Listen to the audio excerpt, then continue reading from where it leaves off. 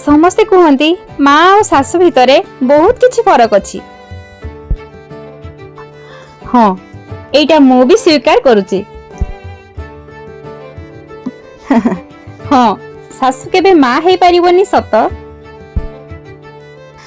हेले सासु जणे भल मार्गदर्शक हे पारिबो। जहा कि मु मो सासुंक पाखरु शिक्षा पाइछि। आउ से शिक्षारु केही जणे किछि पदे कथा कहिदेले जहा मो हृदय को बहुत छुईथिला। काहेकि ना से कथा सहित मु बेस भल से परिचित। कथाटा थिला एमिति,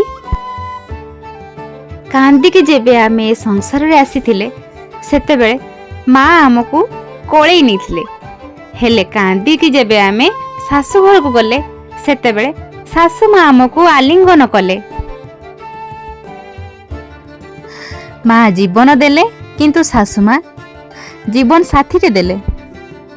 माँ चालिबा बसिबा शिखेले आउ सासु माँ समाज रे उठिबा बसिबा शिखेदेले।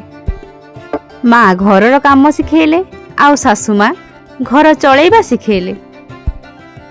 माँ सुखरे बंचिबा शिखेले आउ सासु माँ दुखरे भी बंचिबा शिखेदेले।